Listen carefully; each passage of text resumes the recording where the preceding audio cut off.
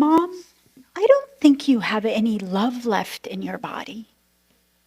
Those were the words that my sweet 10-year-old daughter told me at the dinner table one night, just casually, as a matter of fact, between her bites of lasagna. As I held back my tears, I thought, does that mean I can't love? I mean, I do a lot of stuff for my kids. I take them to school, I go to carpool line, I Uber them around town for their activities, I even try to volunteer at their school. So my first instinct was to turn around and say, don't be so mean, don't speak like that to your mother. But I did the unexpected. I stopped talking, which is the first for me. I paused and I just listened.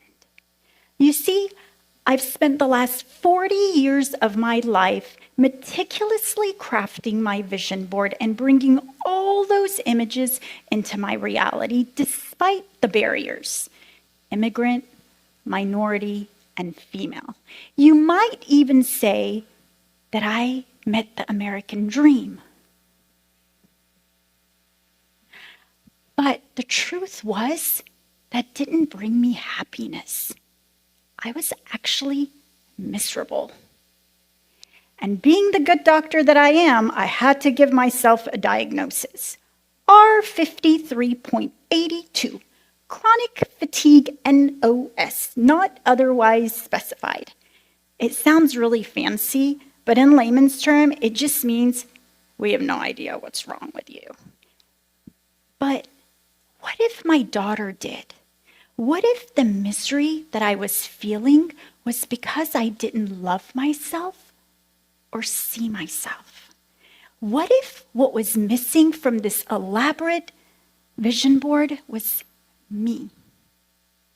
So you might be really confused right now looking up there and saying, aren't you the one in the cap and gown, wearing the wedding dress, taking after your kids, working in the clinic? The truth is, when I immigrated to the United States, I looked different and I sounded different. So I just decided to mute myself. I was really good at being physically present in my life, but I was emotionally completely disconnected from myself. And that disconnection left me unfulfilled.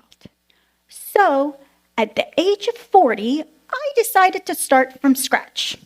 So there are 5 components to a vision board: family, career, finance, travel, and fun.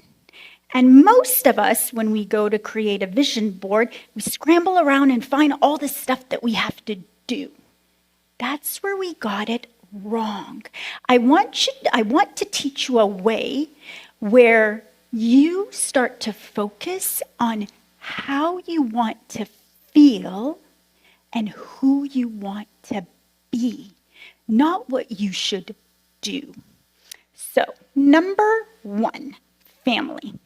The scariest thing about COVID was that we were all alone, locked up in our homes by ourselves. Life was pretty much canceled. No school, no work, no vacays, no activities. So it was just you, your brain, your thoughts, and your feelings. And those really empowering kind of thoughts like, you're not good enough, pretty enough, smart enough, skinny enough, smart enough, rich enough, or successful enough. Those thoughts all day long telling you that you pretty much suck. So being a pediatrician, I am going to break down the brain for you in really simple terms. You have 60,000 thoughts a day. Those thoughts come from your brain. There are 3 forces that occupy your brain: your toddler, your teenager, and your parent. That's called your inner family. Your toddler is your primitive brain, and it controls your unconscious thoughts. Your teenager is your midbrain, your amygdala. It controls your feelings. And your parent is your prefrontal cortex. It controls your conscious thoughts. The relationship and the dynamics between these three members of your inner family create an experience called life. So let me ask you a question. Would you ever let your toddler plan out your life? The answer is yes. Every single day that you're not mindful about what you tell yourself and conscious of your thoughts. So when you go to create your vision board, instead of putting pictures of like, who do I want my partner to be? How many kids do I want to have? Where do I want to live? I want you to focus on your inner family. And I want you to ask yourself, how do I feel today? What am I telling myself today? Am I mindful of the way that I talk to myself? So when I went to do this part of my vision board, I put reminders on there to remind me. So I would put a picture of me giving myself a high five in the mirror, or me giving myself a self-hug when I had a really bad day, or putting positive affirmations like, hey, you're doing amazing. You've got this. We can go on. Number 2, career. Why is everybody so obsessed about what we do in life? I'm a first-generation Persian immigrant, so I had 3 options as my career choice: medicine, law, and engineering. I did not like math. I only read the Cliff Notes. So by process of elimination, I became a doctor. What if instead we ask ourselves not what we want to do, but who we want to be? You see, doing is an action. We are conditioned to do and told that if we do, we'll reach success and be happy. But being is a state. It's your essence. It's your nature. So I was doing all the stuff, the mothering, the doctoring, the wifing, the entrepreneuring, but my state of being was stress. So when I paused to ask myself, who do I want to be? I heard my teenage daughter's voice in the back of my head going, Mom, just chill. So that was the first time that I decided to take the advice of my teenagers, and I decided to be chill.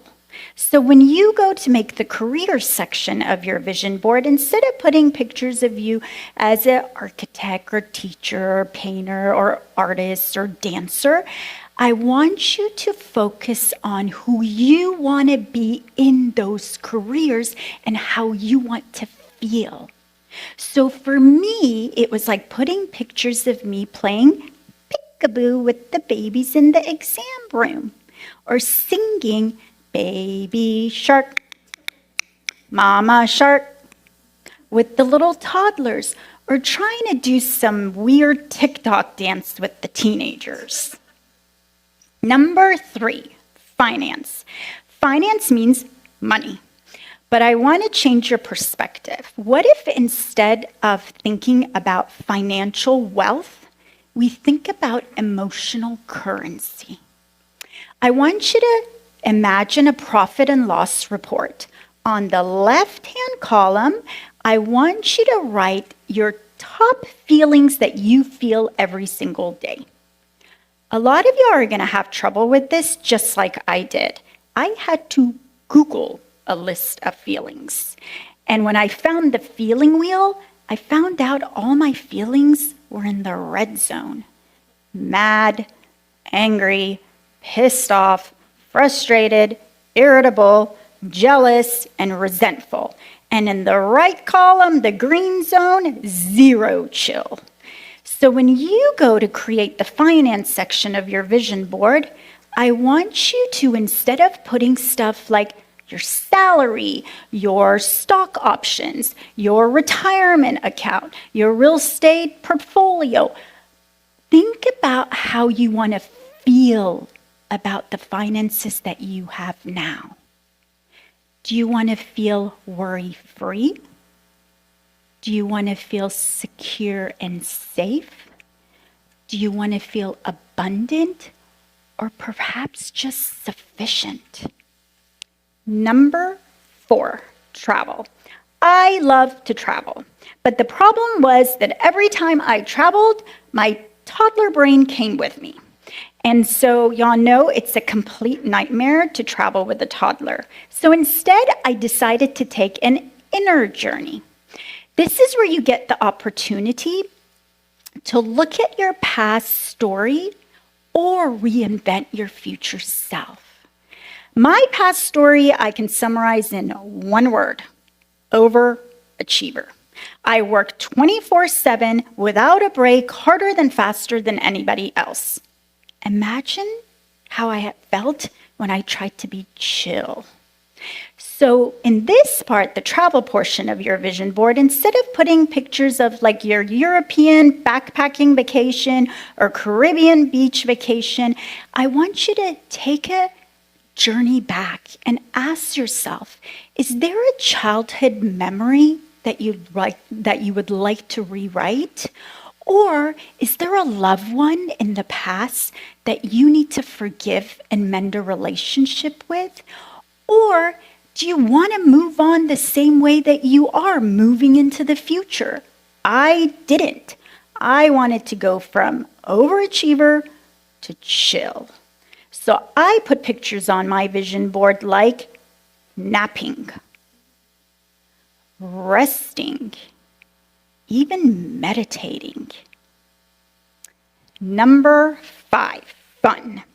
Toddler brain says we don't have fun because the last time we had fun, we got sent to the principal's office. But fun is bad and fun is punished. But I used to be a really fun kid, y'all, and I was wild in college. But somewhere along the way, that kind of all faded away. So I want you to do a favor for me. I want you to raise your hand if you had a nickname as a kid. Okay, you can put your hand down. And then now I want you to close your eyes, and everybody can close your eyes, even though if you didn't have a nickname.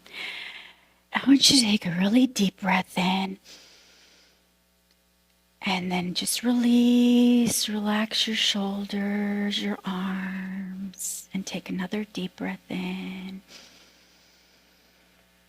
And relax and let go of all your to-do list, exams, grades, worries. And I want you to imagine in your childhood the happiest moment that you had that was the most fun. And I want you to greet that child and say hi, either with your name or your nickname. And I want you to ask that child, hey, what do you want to do for fun today? And then be really still and listen. I'm going to give you a couple of seconds here.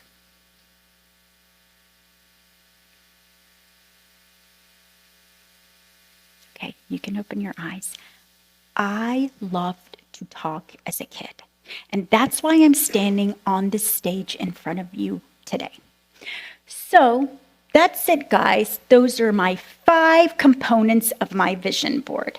But the most important thing is, what if the whole purpose of creating a vision board is that you understand that you're already loved, whole, enough, and worthy just as you are? And maybe you can share that love with your family or loved one, or even your daughter. And so I want you to go out there, get started, recreate your vision board, but don't forget to include yourself in it.